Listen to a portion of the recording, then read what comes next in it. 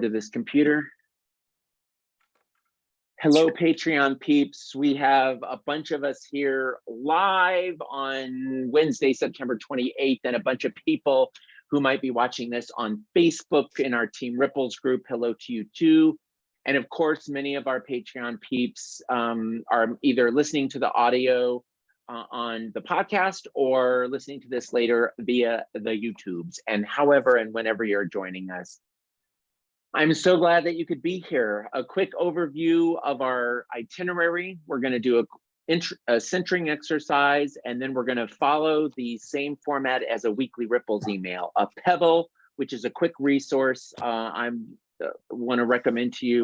A BOULDER, which is an activity I'm using personally or professionally. And then third is our Ponder, which is a sort of deep dive into a topic I am so excited to share with you today. I have slides and everything, and it's one of those things where it's my first time presenting on the content, but I'm very, very excited about it. So with that, why don't we take a couple deep here now breaths.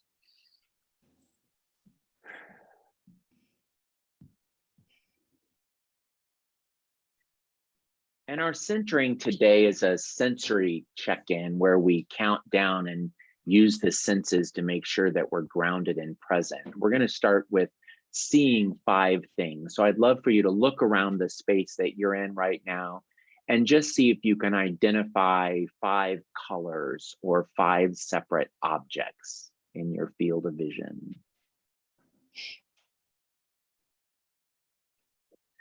And after you do that, I'm going to ask you to move to touches, and I'm going to ask you to touch 4 different things that have a somewhat different texture to them. I didn't know. I heard there was some talk. I heard someone talking when you're in a meeting. Yeah. And then 3 sounds. You can use that one as one of them. 3 sounds that you can hear in your environment.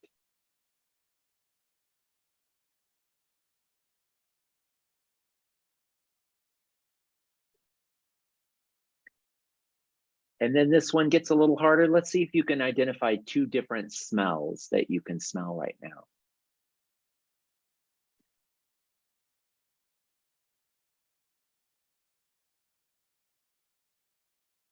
And then if you can taste something in your mouth right now, or if you've got a snack or a drink, you can do 1 taste.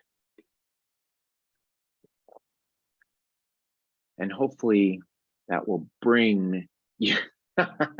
Elizabeth with her noise canceling. She's like, I find 3 things you can't hear. Jamie and I have been hearing an owl, which for the first few days, we were so excited to have a new owl in the neighborhood because we have an owl about a mile away from us that we hear on our walks. But it's kind of cool to hear a little whoo, whoo, and I go right to, oh, it's Hedwig bringing a message to somebody. But after 2 or 3 really late nights and early mornings of hearing the owl, this morning he was like, yeah, the owl's still here. And we're like, maybe it's time to encourage the owl to move along.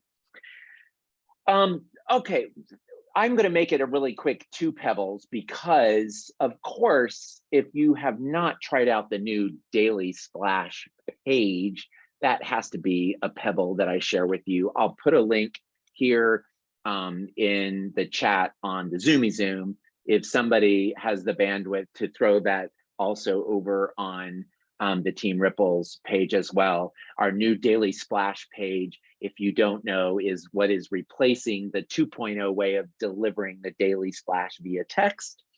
And I'm very excited by the fact that at the bottom of the Daily Splash page, which gets refreshed with a new quote every day, there is this need a reminder link that if you click on it, it opens up some ways that you can remember. And my favorite way is the little at the very bottom of my screen. You should be able to see a big smiley face. You can add an icon to your iPhone or Android device with just a couple quick steps if you know how to do it. So that is the thing that lots of people already know about. I will also tell you that a longtime Rippler, Tom, who's a P&G'er here in Cincinnati, emailed me a couple weeks ago after Ripples saying, today's Ripples just made me want to share this podcast that I just listened to which is a podcast I listen to a lot, Hidden Brain. It's an NPR show that's also available on podcast. Shankar Vedantam does this amazing job of unpacking all kinds of interesting things. And a few weeks ago, he did a two-parter that was called Reframing Your Reality. And it just was extraordinary. I, again, will put some links really quick in the chat here. I will also, where the audio is posted and where the video is posted, I'll make sure to put links as there. But if you Google Hidden Brain, or if you look on whatever podcast, you'll find it. And the episode is called Reframing Your Reality. And what it's about, really quickly, is about mindsets and stress. And there's just an enormous body of research that says a lot of what we have done, well-intentioned, is to teach people how to deal with stress, how to minimize stress, how to get rid of stress. And we've really taught people that stress is a bad thing. And there's a whole bunch of research now that suggests that if we teach people more accurately that stress is a thing that can be good and can be bad, it really changes how it affects our bodies, our brains, our literal physiology, as well as our mindset. And there was this great example about helping the treatment for for several kinds of allergies, but for many food allergies, there is a way to gradually expose somebody to micro amounts of the allergen to help their bodies rewire and not have strong allergic reactions.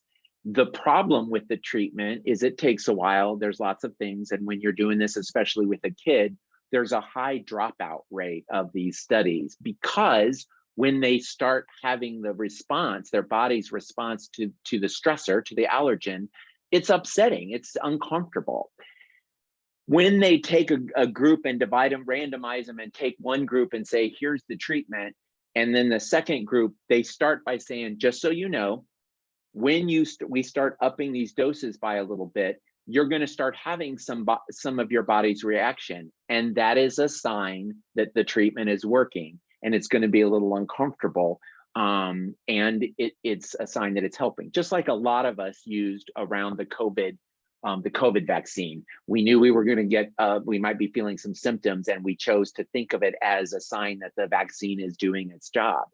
And it turned out two cool things. One, the dropout rate plummeted when you introduced that information. And secondly, they actually found physiologically, they were able to measure differences in how well the treatment worked. It actually worked more effectively when people were given the mindsets. And they also talked about the placebo effect and how most of us think of that in terms of a sham treatment.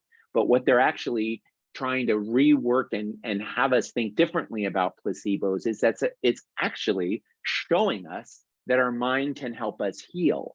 And they talk about another interesting study regarding housekeeping staff, and interviewing them and asking them, how much exercise do you get? And in the studies they did, they found that the vast majority of housekeepers, even though they were almost certainly getting the recommended amount of exercise in their jobs, they had thought of exercise as something you do when you go to the gym or when you set aside time. And so most of them said they did very little exercise, and a lot of them said they didn't do any. You randomized a group and told some of them, hey, it turns out that you actually are getting lots of exercise. We're going to put this pedometer on. We're going to measure some of your exercise, but it turns out that your job probably covers all the exercise you need. And what they found at the end of the trial is that it turns out that not only did people have a better mindset about how much exercise they were getting, they actually performed better on the tests that they had given before and after, even though they hadn't exercised anymore or changed anything else. It was just the information. Fascinating two-part episode. I totally recommend it. So that's the PEBBLE. The BOULDER is an activity that I'm actually just getting ready to do a keynote opening and closing for a conference here in Cincinnati next week. My buddies from NERSA, the campus recreation folks, their state workshop here in Ohio is gathering just up the street from me. It's going to be one of those rare times I get to walk to work. Can't wait. And firing them up at the beginning, and then when I get to spend time with people at the end of their professional development conference, there's 3 questions that I love to ask them and to have them spend some time pondering and writing things down. And I thought, as I prepared for my time with you all, I was looking at that saying, you know, this is not just something that you could think about at the end of a conference. It's something you could think about at the end of the week or at the end of a project you're working on. And it's 3 things: pondering, connecting, and acting. And I'll give you the questions I give them. The first one is, what do I want to be thinking about as I head home or as I wrap this up and finish? Who do I feel called to connect with when I get back or when this is over?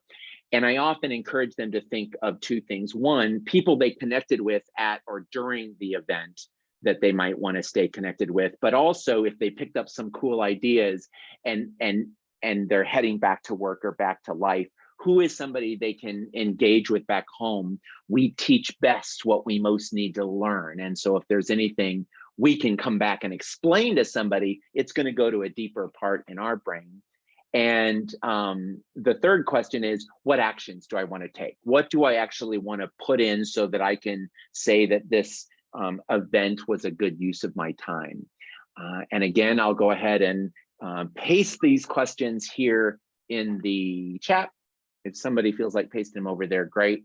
And I will put these wherever you watch this or listen to this. I will have those there as well. And so, my friends, we have centered, we have pebbled, we have bouldered. I am really excited to dive into to explain what is very often described as a stage theory. And I always have a problem when something is presented as a stage theory, because we tend to have a mindset of starts down here and the goal is to get up to the top.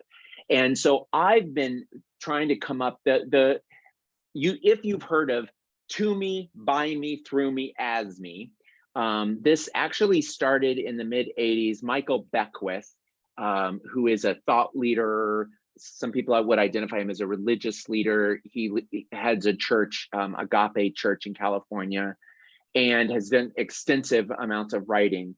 He presented this, he conceptualized this as 4 levels of spiritual growth and development. He talks a lot about consciousness. And as I looked around on the internet to see what people have been doing with this, a lot of times you'll hear 4 levels of consciousness. And there is a group called the Conscious Leadership Group that my friend Pidge, that you all hear me talk about a lot, my friend from 5th grade that I still am close with, she introduced me to how they use it in terms of applying it to leadership.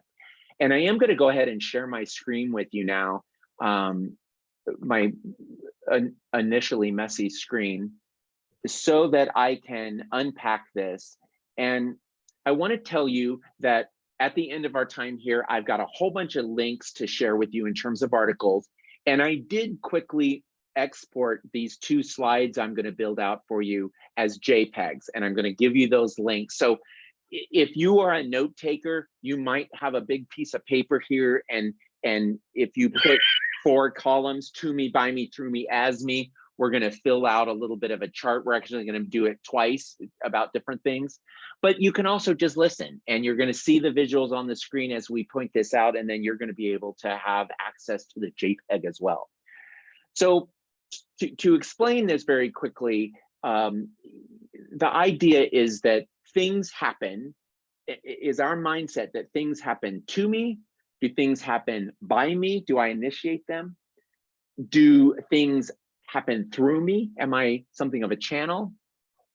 Or do things happen as me, meaning I am part of everything, I am connected to everything, and we're basically all the thing? And how we're going to unpack this in this first slide is we're going to look a little bit about the mindset, things to ponder, to see if you might be in this stage. Is this a question? So this is a question that people that are living are operating in this level or stage operate in, and then the sort of benefits, the upside of being in that area, and then the what you're giving up, what's the cost of being in that area, and then to grow up to the next level, what is the invitation or what is the opportunity we have. So real quickly, the mindset for the first one, when things are happening to you, is that you're a victim, that you don't have much agency, that things are just happening to you. And the question often is, why? Why is this happening to me? I feel helpless. I can't control this.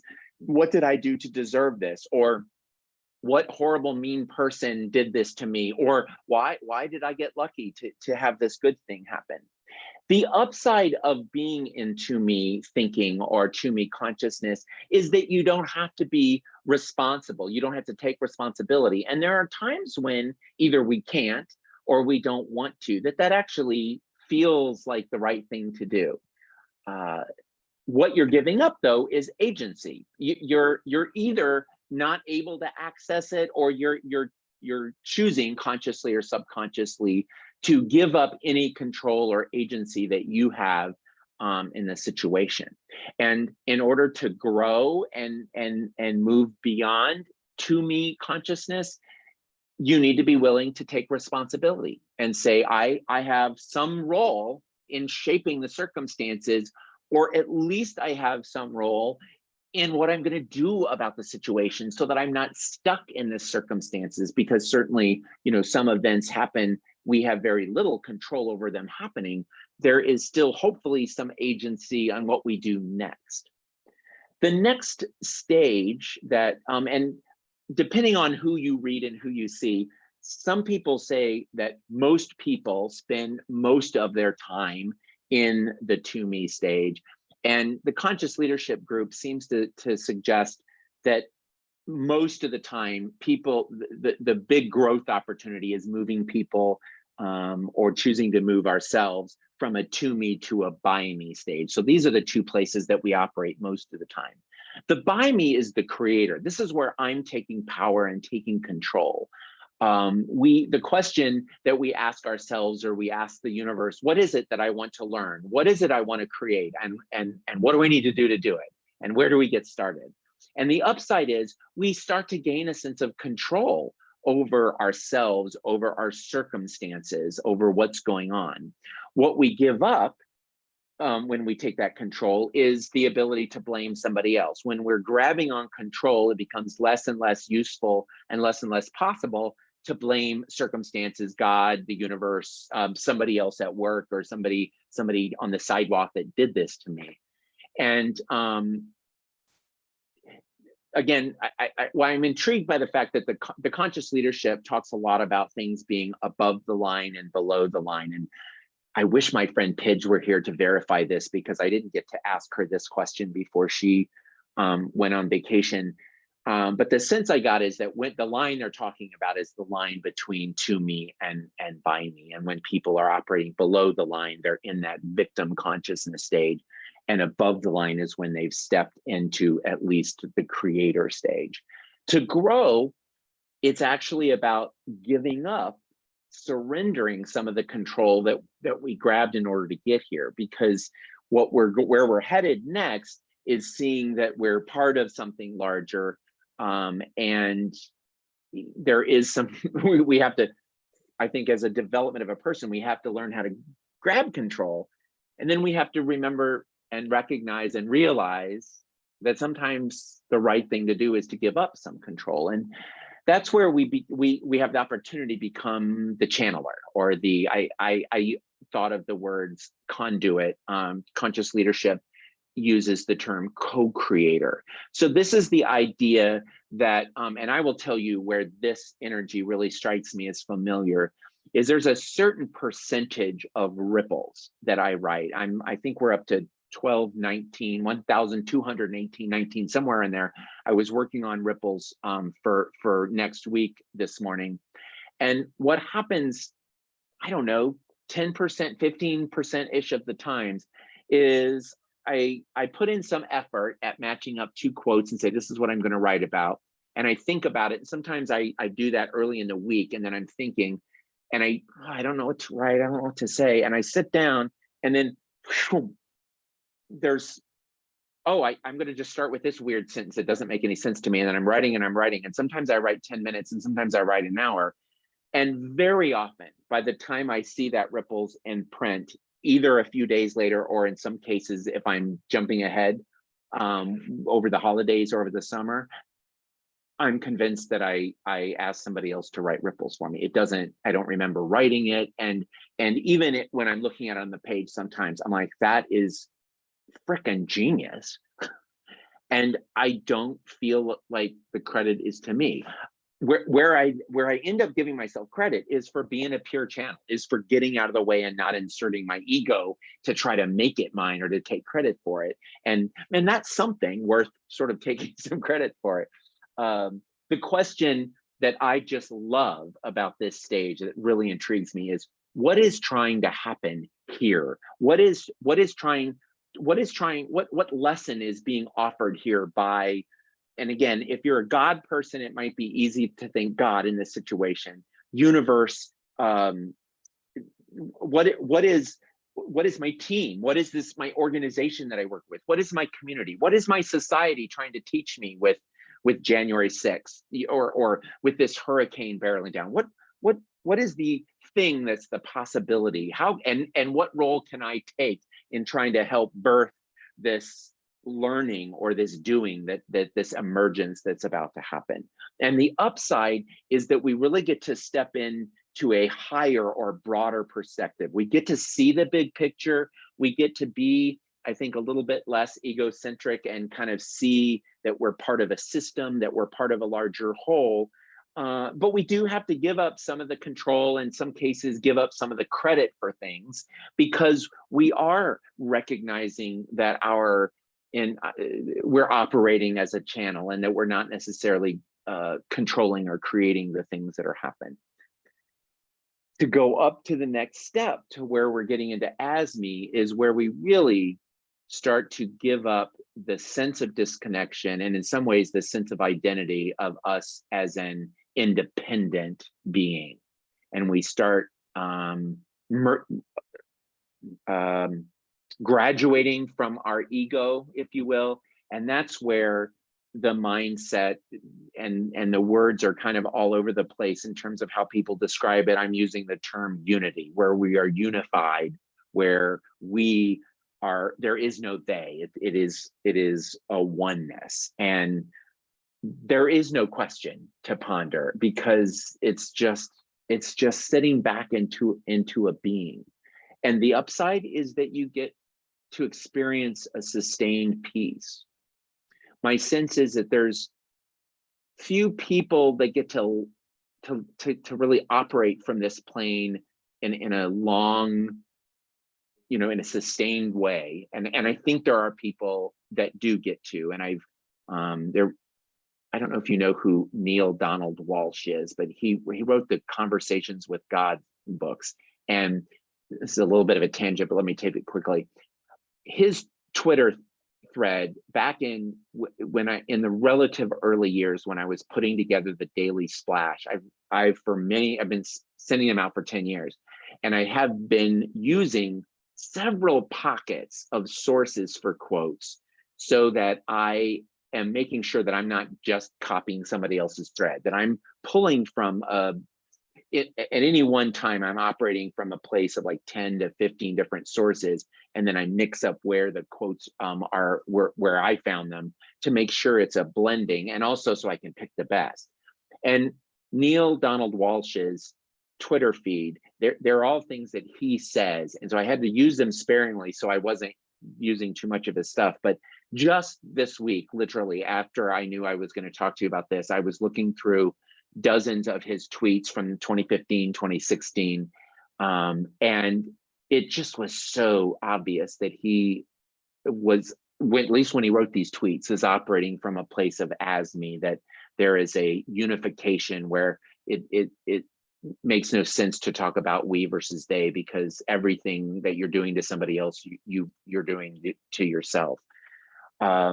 You do give up a sense of separation, and it requires a graduation from relying on thinking of yourself as independent from everything else. And I think there's a stage where you absolutely, you're born into the world very dependent upon other people. And at some point you declare independence, and it's really important that you establish that independence.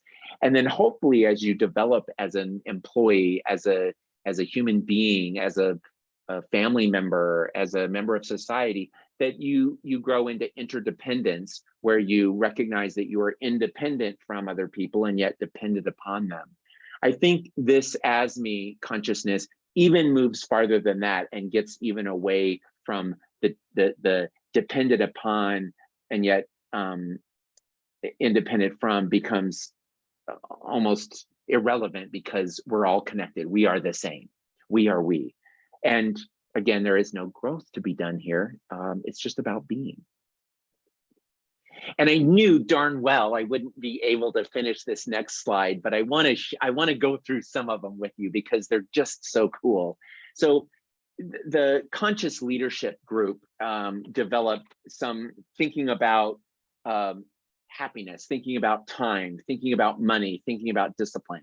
And I wanted to spend my last few minutes just talking through how you might think about these things differently, to see if some of them resonate as, oh, I spend a lot of time in that mode, or, oh, I can see where I spent some time here. So with happiness, the victim mindset, happiness is fleeting. It depends upon circumstances. Things happen and I get to be happy. Other things happen and I don't get to be happy. You move into by me. I get to be happy if I do the things I need to do, and I have a list of things that I know or believe will make me happy. If I do them, I get to be happy.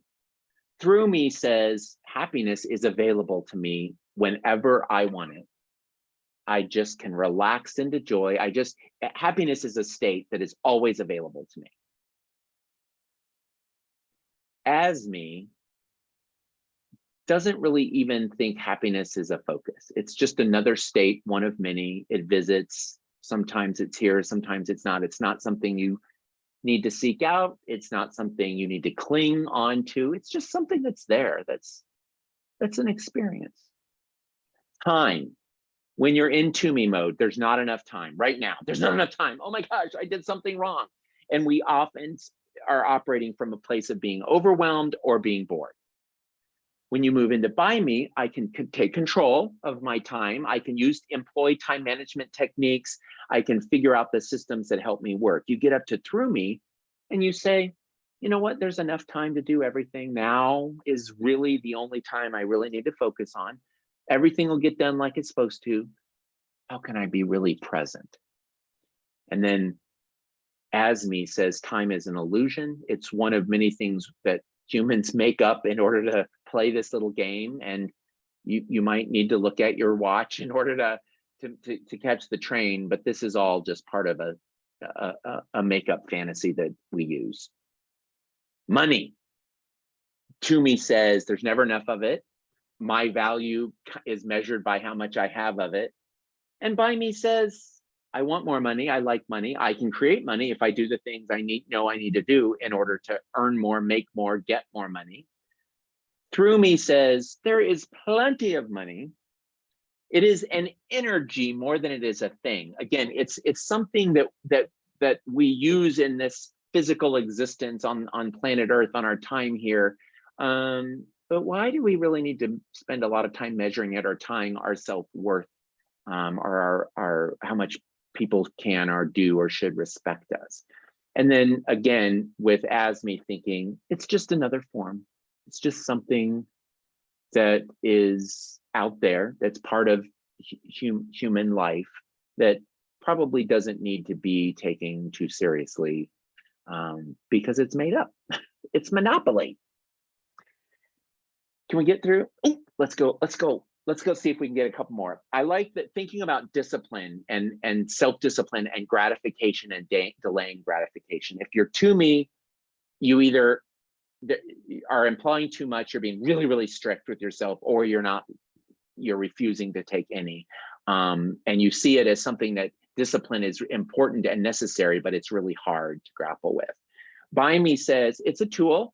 I can use it and it will help me if I can learn how to delay gratification, if I can make myself give up some wants and then focus on my needs, it's going to really help me.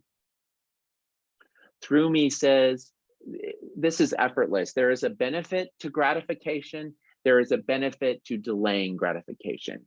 And as I need, I can float between gratifying myself, giving into pleasure and letting myself enjoy something, and knowing that sometimes I need to put that off. And then Unity says, there is none needed, because all we are is being. And finally, purpose. If you're in a victim mentality, you don't really have a purpose. You have a job to do, you have roles you fill, you have things that you know you're supposed to do, but it doesn't feel like meaning or purpose. By Me is where I know I have a purpose on this planet. I have a role in my job. I can do this. It energizes me to know it, and it also takes energy to focus and work on it. Through Me, you start to get into what's called a transcendent purpose, where I belong, I have a purpose on this planet, and if I'm open and I listen, purpose, meaning will come to me. I don't create it, I discover it, and I employ it in the service of us all. And then Unity says, being and purpose is really the same. It's really two sides of the same coin. So it's kind of, there's no purpose in talking about it. Oh my gosh, let me stop sharing so that we can find some closure really quick. Ooh, I see notes. I have just fantastic experience here putting this information together. Let me, before we turn off the camera here, we're gonna, for those of you who don't know, who are new to this, if you want to zap right off and get out of here, that is completely fine. We're going to turn off the camera, and oh, let me also turn off the spotlight so that we can wave to everyone. That's always fun. Let's wave, everyone, and to the people who are watching the recording, I'll post all the links in a second. So if you have to go, bye-bye. Where's the stop recording?